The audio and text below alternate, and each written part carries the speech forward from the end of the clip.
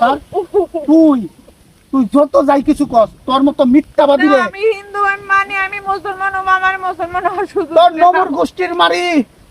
তোর নমর গোষ্ঠী মারি তুই কি করছস আমার প্রেম ভালোবাসা আমার আবেগ নিয়ে তুই খেলছস আমি আবেগ নিয়ে খেলি না আমি তোমারে ভালোবাসি তোমার ধর্মরে ভালোবাসি তাই লাগি আমি আমার ধর্মের যদি তুই ভালোবাসতি তাহলে তুই আমার কাছে মিথ্যা কেন কইলি এই কেন কইলি আমারে তাহলে তুই কেন কইলি পয়লা তুই মুসলমান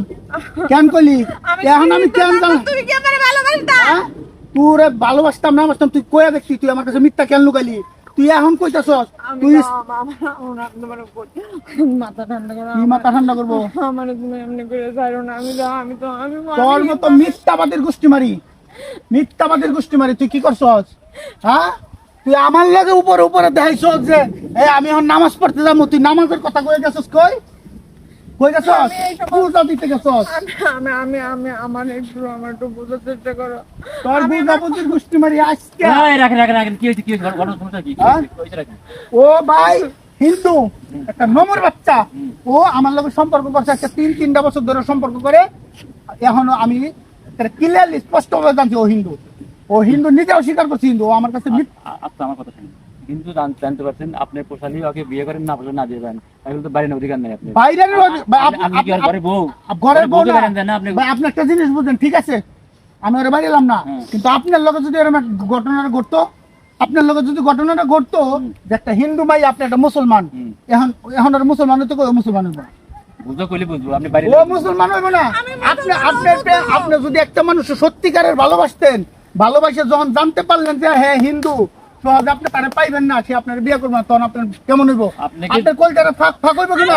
কথা বলার সুযোগ দেন এক মিনিট আমার একটু সময় দাও এক মিনিট। একটা মাস সময় দাও আপনি কিন্তু যেহেতু ভালোবাসে আপনি বুঝাই কইলে বুঝ ভালোবাসা মানুষ জীবন দেয় আর আপনি মুসলমান হইতে পারবেন না এটা কি কথা বললেন ভাই ও যদি কইতো আমারে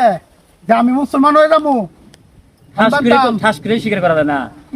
ও আমারে কেমন ভালো একটা ফ্যামিলি ভাই, থেকে ও আমারে কেমন ভালোবাসে আছে ও আমারে নামাজের কথা কইয়া হাইরা যাই হলো পূজা করতে ঠিক আছে আমি বিয়ে তোর করেন নাই কে আপনাকে বিয়ে করতে বিয়ে না করবো ও প্রথমে ধর্ম নিয়ে খেলছে পরে আমার ভালোবাসা আমার আবেগ নিয়ে খেলছে ভালোবাসা জাত আপনার না গরিব ধনী মানে না ভাই বুঝছেন সবকিছু ঠিক আছে ভাই আপনি যেহেতু ভালোবাসে হ্যাঁ আপনাকে বুঝো করলে বুঝবো তাই বাইরে রাজি পারবে না তো আমার একটা মাস সময় দাও আমি মুসলমান এখন সময় শোনো শোনো শোনো বোন শোনো তোমায় না তোমার বাপ মার কাছে যায়া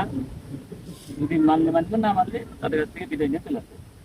দেন ভাই এই যে বড় ভাই একটা কথা কইছে আমি যাই মুসলমান হবো আমি আমার বাপ মা ছাড়তে আমি পারবো না, আমার ধর্ম ছাড়তে পারবো না তো আমি ওরে ছাড়তে পারবো না বড় ভাই আমি ওরে কথা ভালোবাসি। কইছে। বাপ মাকে না বলে চলে আসবে না বাপ মাকে বলবে বাপ মাকে মানে না তার লেগে আমি একটা মাস সময় দিছি আমার এটাই একটা যা মাস বড় ভাই সময় ভাই আপনি কইছেন আমি আপনার কথা মানলাম না মানে হ্যাঁ মুসলমানের থেকে ভালোবাসা বিয়ে করা অনেক সবের কাজ হ্যাঁ সর্বশ্রেষ্ঠ ধর্ম হলো